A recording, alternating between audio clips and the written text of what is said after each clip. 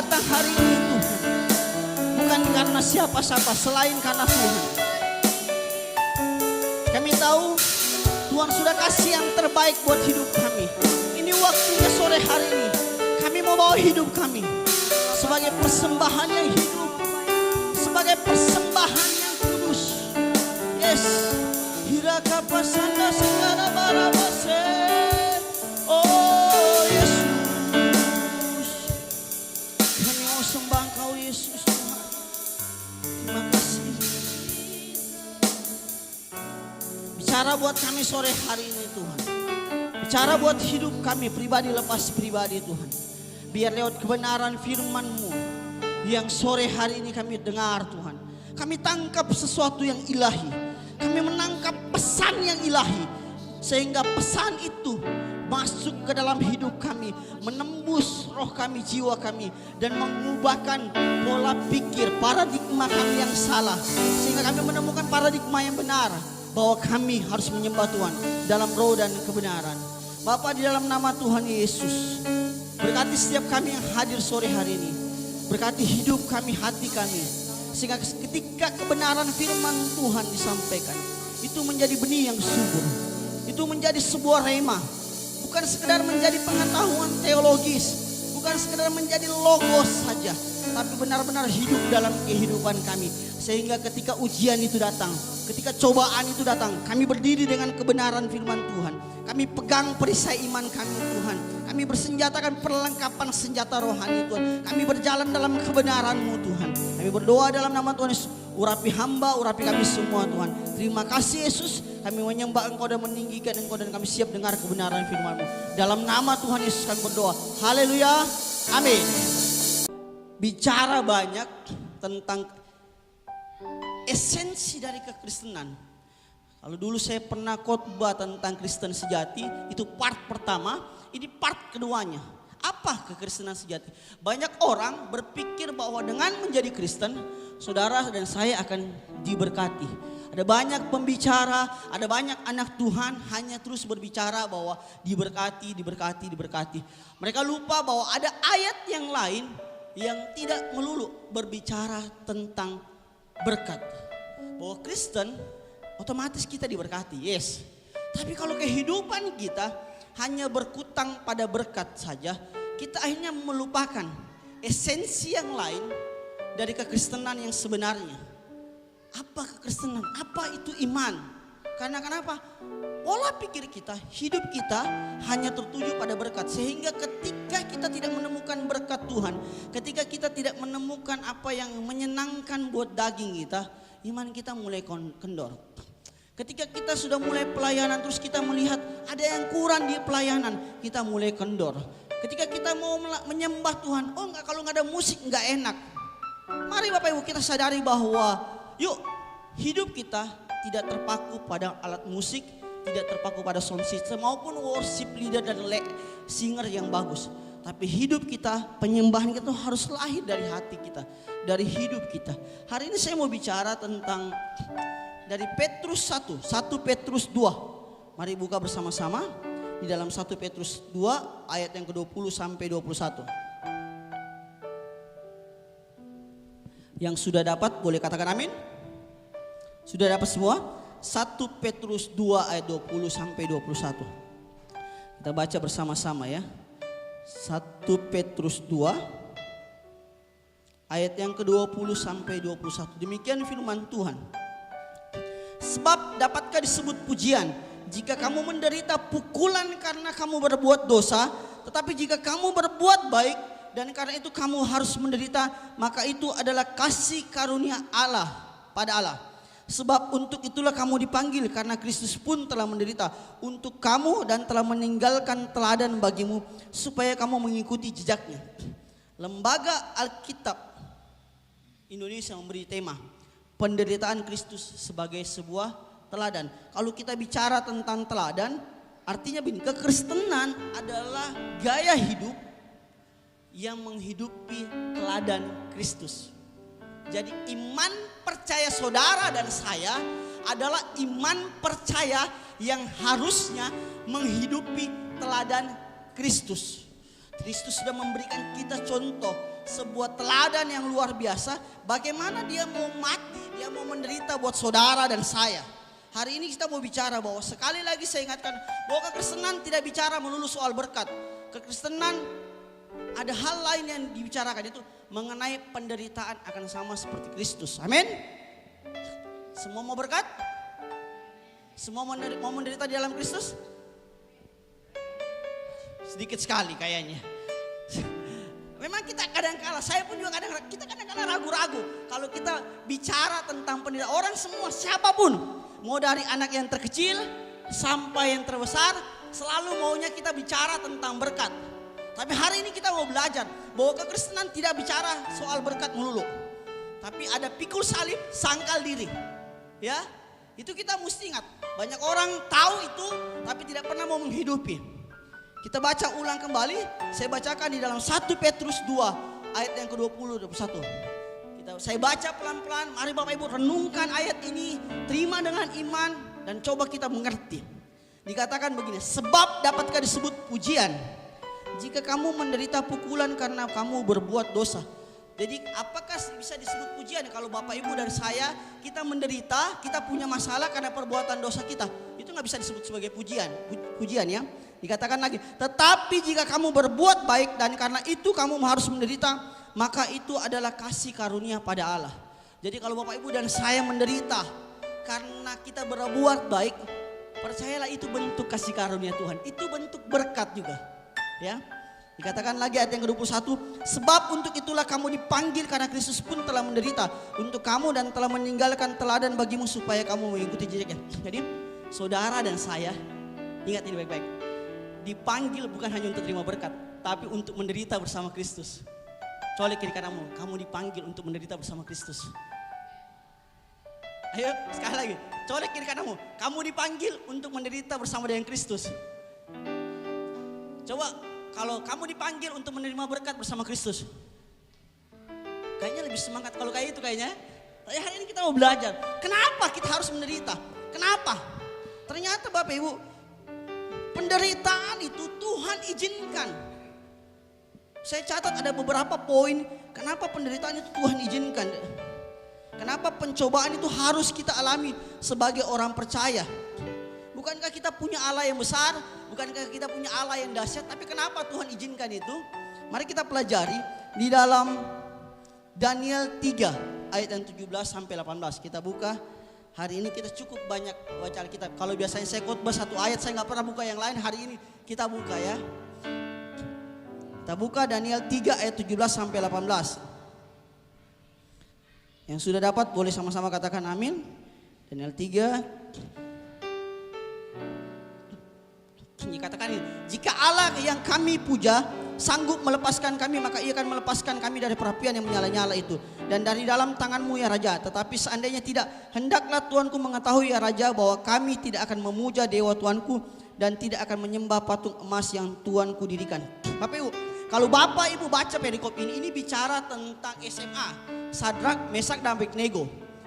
Orang Yahudi, orang Israel yang dibawa ke pembuangan di Babilonia, kemudian mereka diangkat jadi orang-orang penting di pemerintahan Nebukadnezar, dan pada akhirnya mereka harus menggunakan iman mereka karena mereka berpegang teguh dengan Tuhan sampai mereka harus masuk ke dalam perapian yang menyala-nyala. Amin. Kalau kita dengar ini, kita menemukan bahwa ini bukan bicara berkat. Karena iman mereka harus dibakar. Jadi jangan selalu berpikir bahwa kekristenan, kalau saya percaya Yesus, endingnya matinya baik. Ibaratnya saya lagi duduk terus saya bilang ini haleluya. No Bapak Ibu. Sejarah membuktikan bahwa rasul-rasul mati tidak dengan cara yang baik.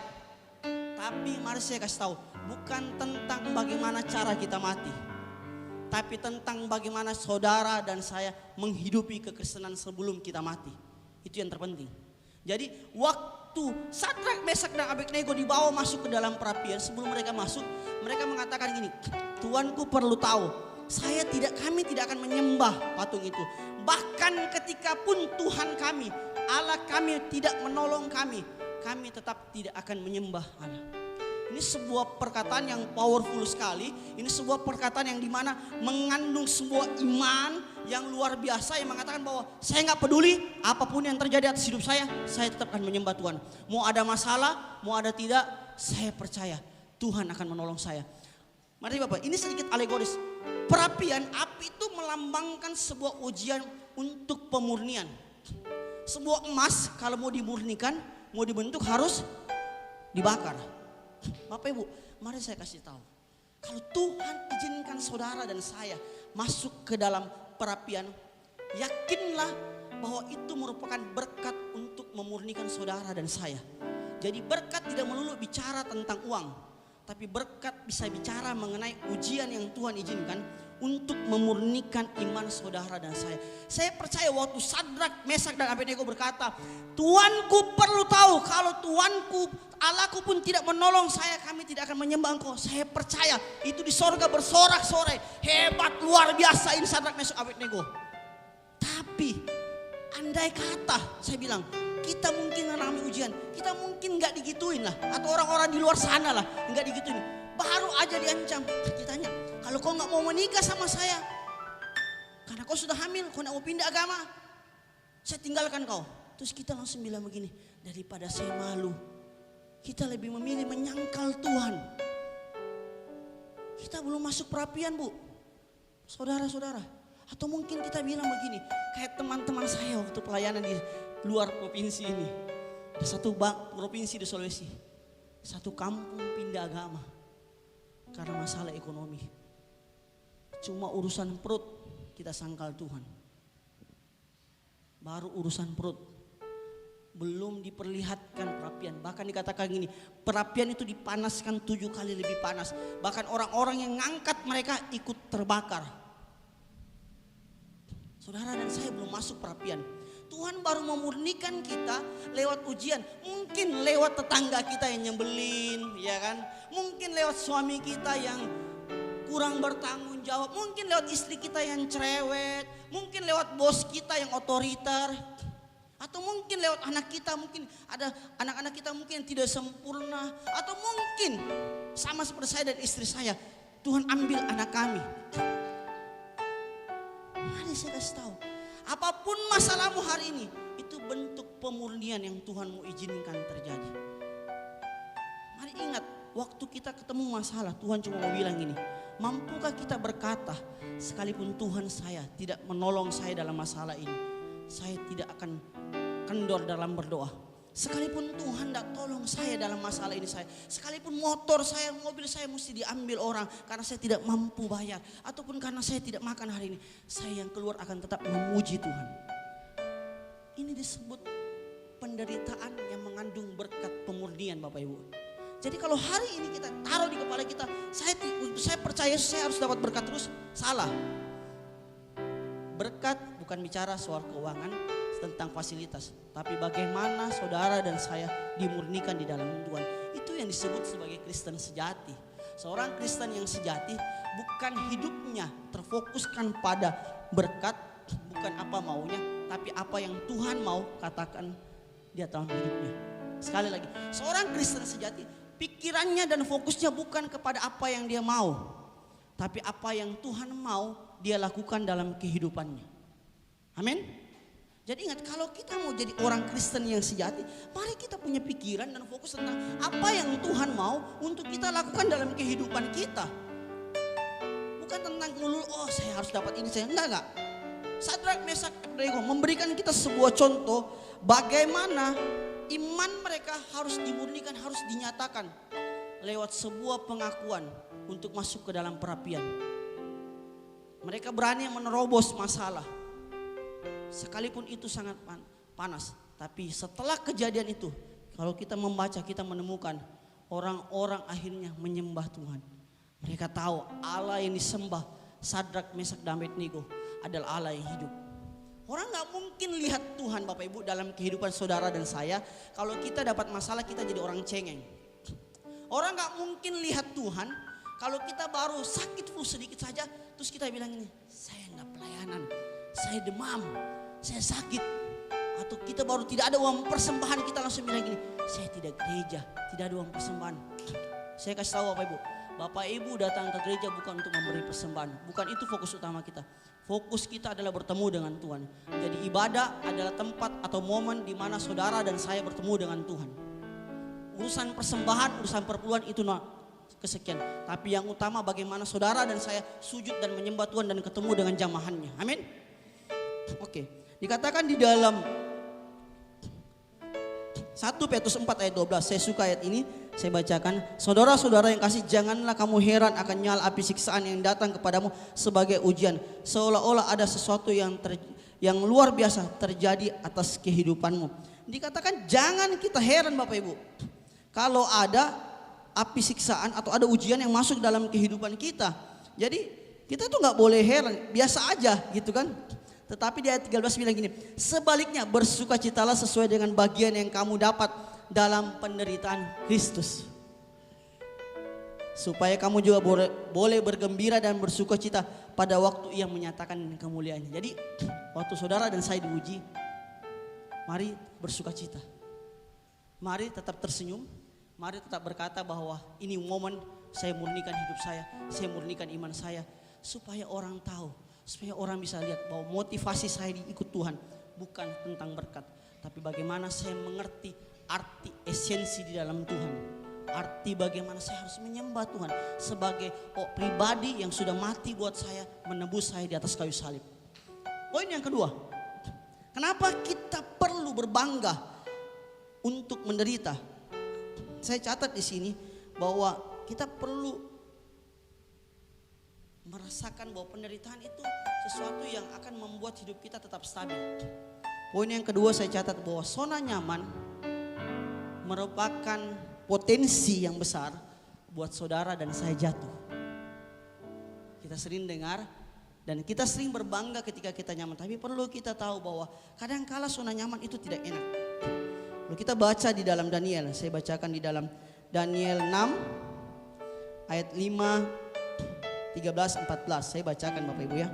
Dikatakan begini, maka berkatalah orang-orang itu, kita akan mendapat suatu alasan dakwaan terhadap Daniel ini kecuali dalam hal ibadahnya. Lalu kata mereka kepada Raja Daniel, salah seorang buangan dari Yehuda tidak mengindahkan tuanku ya Raja, dan tidak mengindahkan larangan yang tuanku keluarkan, tetapi 3 kali sehari ia mengucapkan doanya.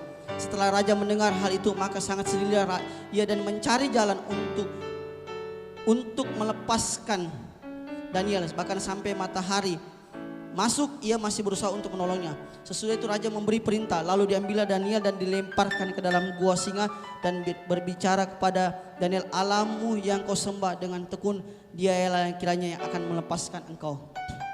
Mari saya kasih tahu Bapak Ibu, dalam kasus Daniel ini, posisi Daniel, Sadrak, Mesak, dan Abednego bukan posisi yang biasa ya.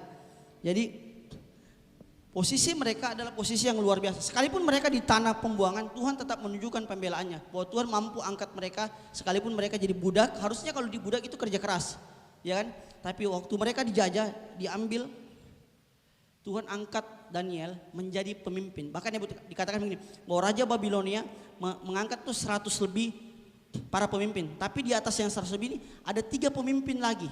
Dan salah satu yang ketiga ini adalah Daniel. Bahkan dikatakan begini, dari ketiga ini Daniel lah yang paling tinggi. Sehingga apa? Ini adalah sebuah tempat yang nyaman, tempat yang luar biasa. Tapi kita mau belajar satu hal. Waktu Daniel berada di tempat yang tinggi, dia tahu bahwa zona nyaman ini cukup berbahaya buat dia. Makanya dia dikatakan begini, dia tetap datang 3 hari sekali menyembah Tuhan. Ada banyak orang percaya, ada banyak anak Tuhan, ketika kita berada di posisi yang enak, kita akhirnya sibuk dengan posisi kita sibuk dengan kenikmatan kita, dan kita lupa kita perlu datang menyembah Tuhan. Waktu kita sibuk dengan posisi, dengan situasi yang nyaman buat kita, maka kita sedang menimbulkan, membangkitkan orang-orang yang tadinya tidak iri dengan kita. Akhirnya apa? Mereka iri. Akhirnya apa? Kita membangkitkan orang-orang yang syirik. Kemudian apa? Mereka berusaha menjatuhkan kita. Dan yakinlah begini, ketika kita tetap stabil dalam ibadah kita, Bapak Ibu, mungkin banyak orang tidak senang dengan pelayanan Bapak Ibu. Mungkin banyak orang tidak senang dengan iman kita, ya kan? Mereka benci nih, seorang alim lah, seorang rohani lah kita dibilang kan. Tapi mari begini, mari tunjukkan bahwa apapun yang kau katakan, saya akan mengajarkan kalian arti takut Tuhan yang benar. Dan saya akan membuktikan bukti pemeliharaan Tuhan. Kenapa saya bilang bukti pemeliharaan Tuhan? Bapak Ibu tahu akibat ketaatan Daniel, dalam masa zona nyaman dia tetap taat. Dikatakan begini, Daniel dimasukkan ke dalam gua singa. Singanya bukan singa ompong Bapak Ibu, singa lapar yang butuh makan, ya kan? Yang butuh makan. Tapi faktanya kita baca, kita menemukan bahwa singa-singa itu tidak menelan Daniel. Tuhan tetap membuktikan bahwa dia akan memelihara hidupnya.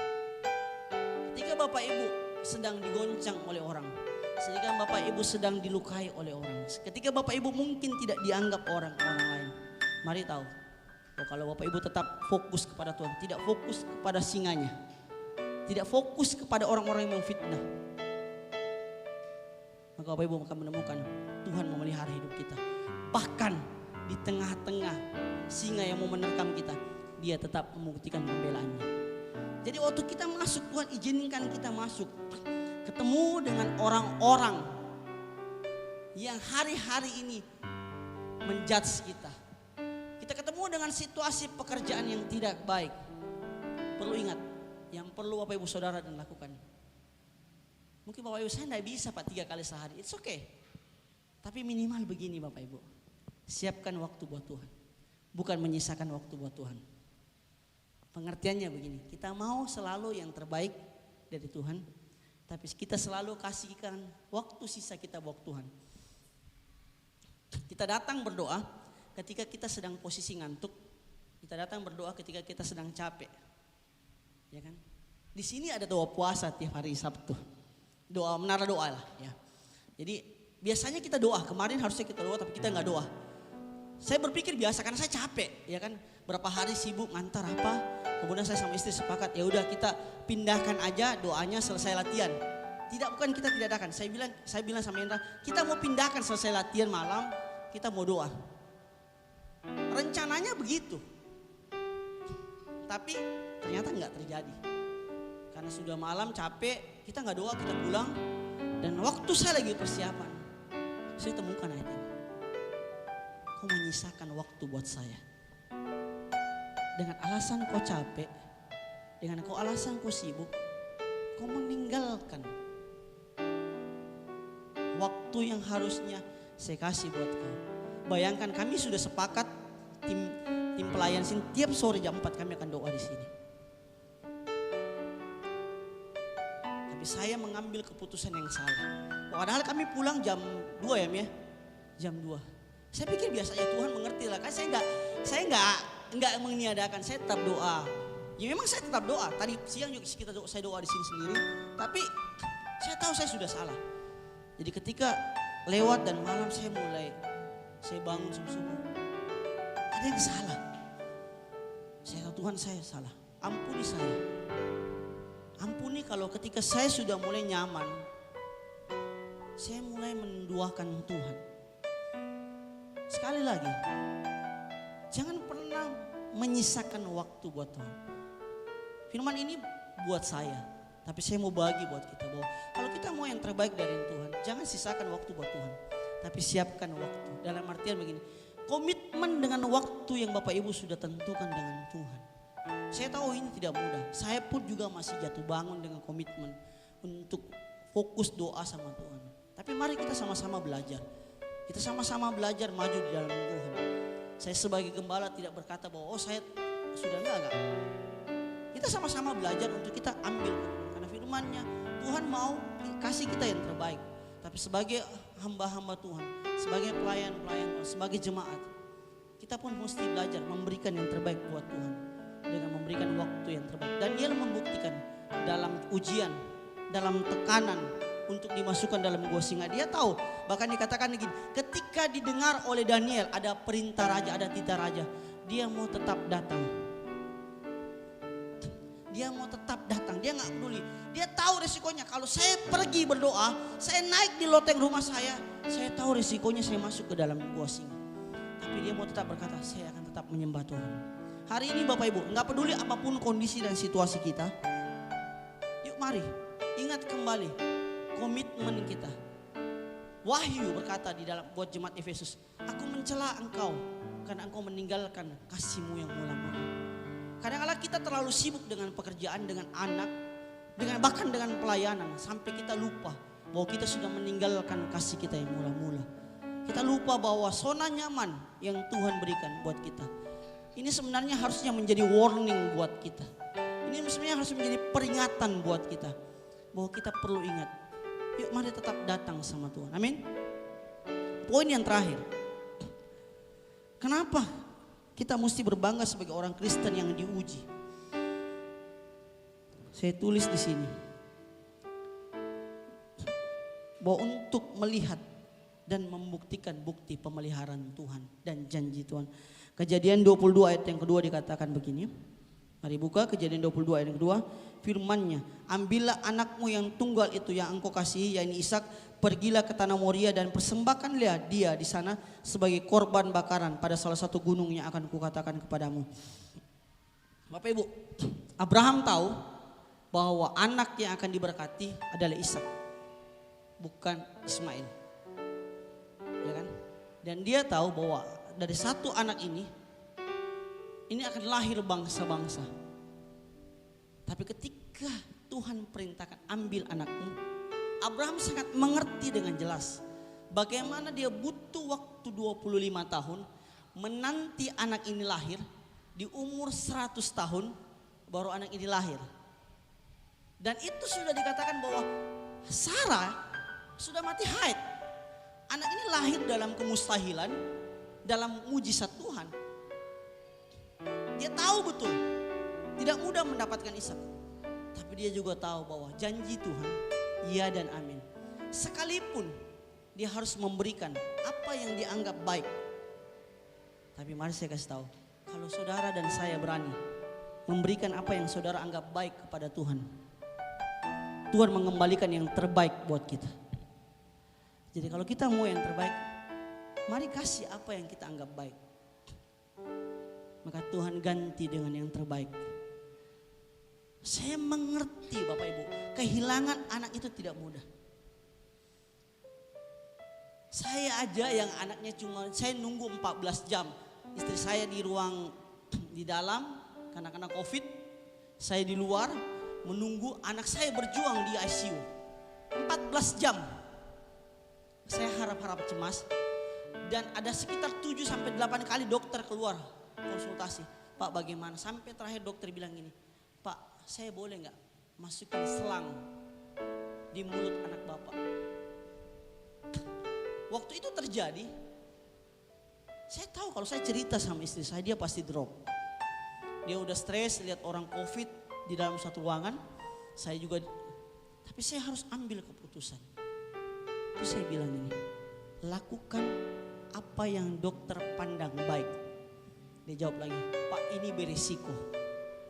Saya bilang, jangan takut. Saya tidak akan menuntut dokter. Saya tidak akan menuntut. Kerjakan apa yang dokter pandang baik. Di luar rumah sakit Dadi itu gelap sekali. Saya duduk, saya Tuhan. Itu masa momen di mana yang membuat saya, iman saya berada di ujung tanduk. Saya mesti percaya Tuhan atau meninggalkan Tuhan. Kenapa? Saya percaya, saya punya prinsip. Ketika Tuhan panggil saya pelayanan, menyerahkan hidup saya tahun 2005, saya bilang gini, saya pegang perkataan, kalau kau injak ular, kau makan racun, kau tidak apa-apa. Makanya waktu saya di Kalimantan, saya berani doain orang yang kena penyakit menular. Saya berani pegang tanpa kos tangan, saya berani mandiin. Karena saya percaya, sangat yakin Tuhan mampu lindungi. Saya berani waktu orang sodorkan saya makanan yang diudek-udek dikasih, saya berani makan. Saya percaya orang tidak mampu menyentuh saya, guna-guna tidak mampu menyentuh saya. Dan saya percaya kalau Tuhan izinkan istri saya mengandung 9 bulan dan lahir, saya percaya anak ini selamat. Waktu saya perkatakan itu, iblis masuk. Kalau dia mati bagaimana? Momen itu krusial buat saya. Momen itu menjadi momen di mana saya mengalami degradasi iman. Waktu tiba-tiba dokter telepon saya jam 3:30 pagi. Pak, anaknya meninggal. Saya bilang, oh iya dok, pesan saya cuma satu. Jangan beritahu istri saya, nanti saya yang kasih tahu. Saya nggak usah kasih tahu. Biar dia bertanya, suruh dia telepon saya. Saya matikan HP, saya memandang langit. Terus saya cuma telepon Bu Amel, saya tanya, Bu, anak saya meninggal. Dah. Kelihatannya baik. Kelihatannya baik, ya. Itu momen baik. Orang tanya saya kuat, saya bilang iya. Sampai saya bilang ini, saya ingat momen itu Bu Amel kasih tahu saya, waktu Tuhan panggil, Bapak mesti deklarasi Tuhan gantikan dengan ribuan jiwa. Saya lakukan Bapak Ibu. Saya lakukan di tengah-tengah lapangan di rumah sakit. Tuhan boleh ambil, saya lakukan. Dan ketika anak saya dimakamkan, saya kesaksian, saya percaya Tuhan baik. Begitu dia dikubur, iman saya langsung jeblok. Cuk. Saya menjadi orang yang mulai meragukan Tuhan. Saya mulai berkata, Tuhan, kamu nyiksa istri saya. Ngapain kita dari Jakarta dipanggil pulang ke Makassar, saya ngubur mama saya, istri saya mengandung, ya kan? Kemudian dia mesti, anak saya dipanggil lagi. Saya bilang, saya kurang bayar harga apa Tuhan? Saya ngurus orang sakit, Sister Bernadette tahu. Saya ngurus, ada salah satu jemaat yang kanker, saya ngurus. Istri saya sakit, saya nggak pernah suapin. Tapi orang jemaat ini saya suapin. Saya suapin. Perempuan, dia nggak punya keluarga, saya suapin. Semangat ya Bu. Sampai jam 3 pagi saya ngurus. Saya bilang, Tuhan saya bayar harganya. Saya protes dengan Tuhan. Dan itu jadi momen saya degradasi iman. Membuat saya mau meninggalkan Tuhan. Tapi puji Tuhan, saya berada di komunitas yang baik. Di gereja yang baik, yang hanya merangkul saya untuk tetap kuat. Tapi hari ini saya mau belajar. Saya saja yang cuma ngelihat 14 jam, itu stres Bapak Ibu. Bayangkan Abraham menuntun anaknya. Ini Tuhan bilang loh. Saya flashback kembali ke saya. Waktu 2 bulan sebelum anak kami meninggal, istri saya sudah bilang, anak ini tidak ada. Dia dapat mimpi, tidak ada. Ya Mami ya. Dan saya dengar audible di telinga saya waktu saya pelayanan di Palopo. Saya dengar Tuhan bilang ini. Saya dengar ada seorang pembicara khotbah anaknya meninggal. Saya dengar kamu gak akan mengalami. Tapi saya bilang dalam nama Yesus saya tolak. Kita patahkan, ini penderitaan.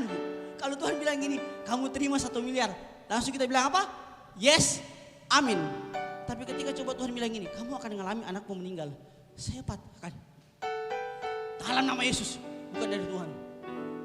Faktanya itu dari Tuhan. Bayangkan Abraham, Tuhan bilang gini, persembahkan dia. Dia tuntun 3 hari perjalanan. Ishak bertanya, di mana kambing dombanya untuk korban persembahan? Abraham berjawab, Tuhan yang akan menyediakan. Saya percaya waktu Abraham ngomong itu ada air mata. Itu ada sebuah tekanan. Tapi dalam sebuah tekanan itu, dalam sebuah perang psikologi, Abraham mesti bangkitkan imannya dan berkata, Tuhan yang akan menyediakan. Dia percaya Tuhan akan pelihara dia. Dia percaya Tuhan akan tunjukkan pembelaannya. Saya kasih tahu Bapak Ibu, kalau hari-hari ini Tuhan bawa kita dalam situasi yang sulit, dalam situasi yang mungkin mentok, tidak ada jalan, mari katakan seperti Abraham, Tuhan yang akan menyediakan pertolongannya. Jangan gentar, jangan turunkan imanmu. Tembok boleh tinggi, tapi Tuhan mampu membangun pintu di tengah-tengah tembok itu untuk saudara dan masuk melewati terowos tembok itu. Kalaupun gak ada pintu Bapak Ibu, bangsa Israel sudah membuktikan bahwa ketika mereka mengelilingi tembok Yeriko, tembok itu hancur. Mungkin kau merasa bahwa ini tembok terlalu besar, tembok masalah ini terlalu besar. Tapi kalau engkau bersorak-sorai di dalam Tuhan, dan kau, Bapak Ibu dan saya mulai percaya kepada Tuhan, kita mampu meruntuhkan ini. Yang penting kasih yang terbaik, yang baik buat, dan Tuhan akan memberikan yang terbaik. Kalau kita nggak berani memberikan hidup kita nggak bisa. Apa itu yang terbaik? Hidup saudara dan saya. Hidup saudara dan saya, nggak ada yang lain. Kita nggak bisa kasih harta, nggak kasih uang. Tapi untuk menjadi yang terbaik Bapak Ibu, kita mesti taruh hidup kita di atas mezbah. Yang jadi pertanyaan adalah, kalau kita mau taruh hidup kita di atas mezbah, pastikan hidup saudara dan saya tanpa celah menjadi korban yang terbaik. Waktu bangsa Israel mau bawa korban, imam-imam akan periksa, ini layak tidak menjadi korban atau tidak. Kalau Bapak Ibu mau datang sama Tuhan, kasih yang terbaik dari hidupmu. Pastikan kita datang dengan kondisi fisik yang terbaik. Pastikan kita datang dengan hati yang terbaik untuk sembah Tuhan. Pastikan kita datang tidak untuk mendikte Tuhan. Sebuah korban itu harus pasrah, setuju dengan apa yang imam mau lakukan, yang Tuhan mau lakukan. Kalau Bapak Ibu datang membawa hidupmu di dalam mezbah doamu, berikilah kerelaan hati bahwa Tuhan, kau mau bikin apa? Saya setuju. Sekalipun itu penderitaan, sekalipun itu api, sekalipun itu gua singa, sekalipun harus menyerahkan nyawaku maupun keluargaku. Kalau itu yang Tuhan mau, saya kasih. Kalau kita sampai pada level itu Bapak Ibu, maka kita bisa berkata gini, saya mengikuti teladan Kristus. Bahwa saya tetap memegang iman saya sekalipun dalam penderitaan. Sekali lagi, kekristenan tidak melulu soal berkat. Ada ujian yang Tuhan mau izinkan kita lewati. Tapi ujian itu untuk memurnikan saudara dan saya menjadi Kristen yang sejati. Amin. Mari tundukkan kepala kita, kita mau sembah Tuhan. Kita mau nyanyi kalau ku hidup. Mari saya minta bantuan dari istri singer, Yuni, Bu Linda. Mari tundukkan kepala kita sebelum kita perjamuan.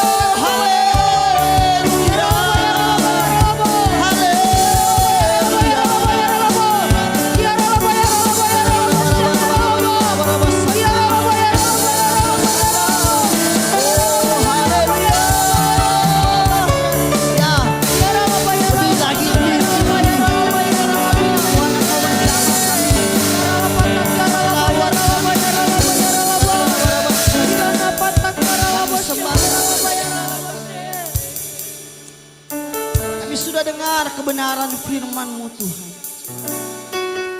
Kuatkan kaki kami, kuatkan lutut kami, kuatkan hati kami. Ketika Tuhan izinkan penderitaan, ketika Tuhan izinkan ujian masuk dalam hidup kami, biar kami boleh bertemu dengan Tuhan. Sehingga ketika masa pemurnian itu ada atas hidup kami menjadi orang-orang yang murni, yang keluar dari perapian, menjadi orang-orang yang kuat. Ketika kami keluar dari gua singa, kami menjadi orang-orang yang percaya janji Tuhan tidak pernah gagal, sekalipun kami mesti membawa, menyerahkan semua yang kami anggap baik dalam hidup kami Tuhan. Sebab kami tahu bersama Tuhan kami akan melakukan perkara yang besar. Bersama Tuhan kami akan lihat hal-hal yang dahsyat. Bersama Tuhan kami mampu melakukan hal-hal yang luar biasa. Ini hidup kami Tuhan, di dalam nama Tuhan Yesus. Sebentar kami mau perjamuan Tuhan. Biar ketika kami menyembah Engkau hari ini, kami tahu semua karena salib-Mu Tuhan kami hidup.